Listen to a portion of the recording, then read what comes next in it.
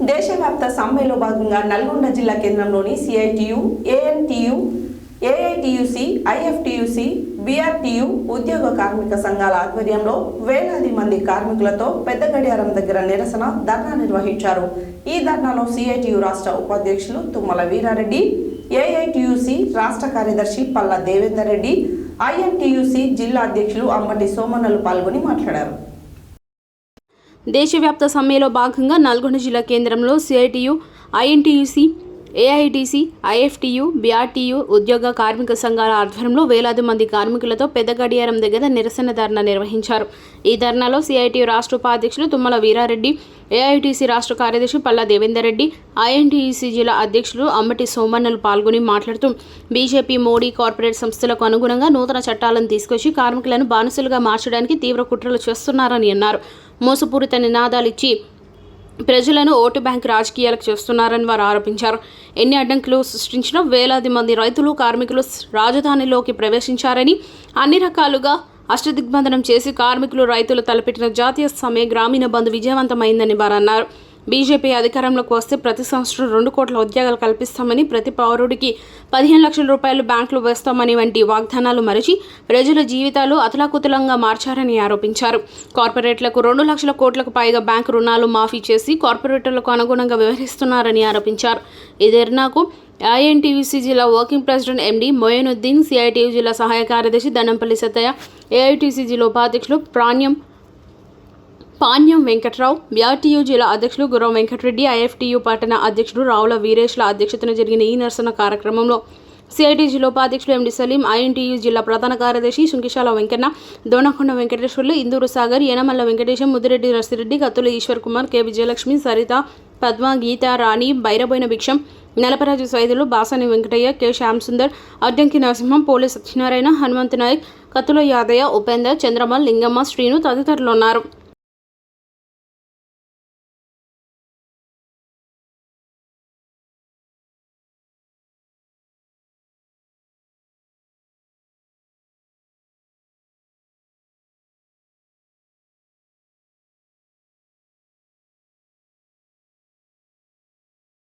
ఇది కదా మనం వ్యతిరేకిస్తున్నాం. ఈ విధానాల వెనుక నరేంద్ర మోడీ ఉన్నాడు. ఈ విధానాలను అమలు చేయడం, దేశ సంపదను దోచిపెట్టడం, ముఖేష్ అంబానీ, ఆదాని కోట్లకు పడిగెట్టారు.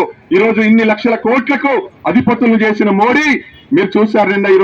నిన్న సుప్రీంకోర్టు ఒక చెంపదెబ్బ పెట్టింది. ఏంటనే ఈ రోజు ఎలక్ట్రానిక్ బాండ్స్ ద్వారా మేము లంచాలు తీసుకుంటాం, ప్రభుత్వ ఆస్తిని, సంపదను, కార్మికుల సంపదను దోచుకోరని చెప్పేసి ఎట్లయితే చెప్పినో ఈ రోజు ఎలక్ట్రానిక్ బాండ్స్ ద్వారా రాజకీయ పార్టీలకు, ముఖ్యంగా బీజేపీకి ఎలక్ట్రానిక్ బాండ్స్ అన్నిటి ద్వారా కోట్ల రూపాయలు సంపాదించుకోవచ్చు అని చెప్పేసి ఒక పెద్ద అవినీతి వ్యతిరేకంగా సుప్రీంకోర్టు తీర్పిచ్చింది. ఇది సుప్రీంకోర్టు ఈ రోజు చెప్పిన వాటికి నరేంద్ర మోడీ తల వంచాలి, చిక్కుంటే రాజీనామా చేసి వెళ్ళిపోవాలి. కానీ ఈ రోజు కుర్చీ పట్టుకుని ఎలాడుతున్నారు నరేంద్ర మోడీ. ఇటువంటి వ్యక్తి ఒకటే తెలుసు, ఆయనకు ఒకటే విధ్వంసం. ఈ రోజు దేశంలో మత ఘర్షణలకు సృష్టించడం, ప్రజల మధ్యలో చీలికలు తీసుకురావడం, విధ్వంసం సృష్టించడమే ఏకైక మార్గం మోడీకి ఉన్నది.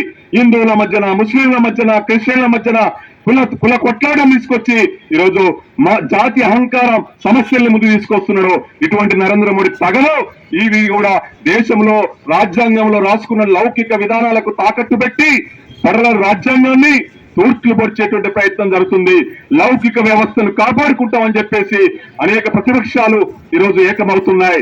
అందుకే ఈ రోజు నినదించినటువంటి కార్మిక వర్గం మనం అందరం కూడా కోటాను కోట్ల మంది ఉన్నాం. ఇవాళ దేశవ్యాప్తంగా రోజు పోరాడుతున్నటువంటి కార్మిక హక్కుల్ని, ఈ దేశంలో మన హక్కులను పరిరక్షించుకోవడం కోసం ఈ ప్రభుత్వం అనేది మన సంక్షేమం గురించి మాట్లాడలే, మన ఉద్యోగ భద్రత గురించి మాట్లాడలే, మన కుటుంబాల గురించి మాట్లాడలే, మనకు కావలసిన సంక్షేమం, విద్య, వైద్యం గురించి మాట్లాడలే. ఈ రోజు కరోనా వస్తే చాలా మంది చనిపోయారు. ఇప్పుడు పేరుతో కూడా రాజకీయాలు చేశారు. రామభక్తులు అందరూ మన రామభక్తులు ఉన్నారు, రాముడిని పూజించే వాళ్ళు ఉన్నారు, మనం ఆరాధించే వాళ్ళు ఉన్నాం.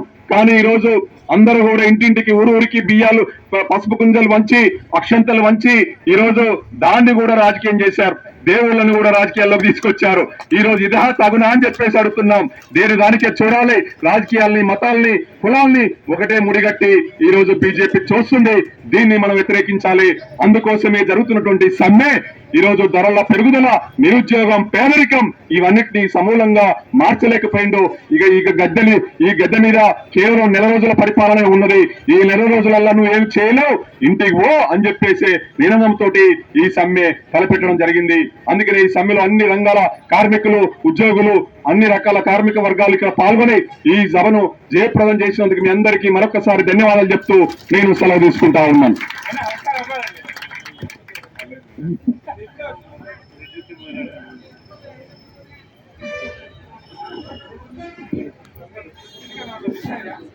కార్మిక సంఘాల ఐక్యత, కార్మిక సంఘాల ఐక్యత, కార్మిక సంఘాల ఐక్యత.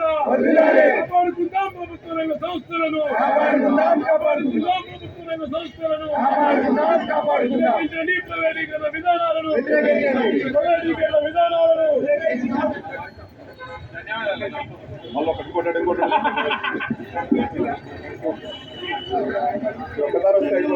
కార్మిక సంఘాల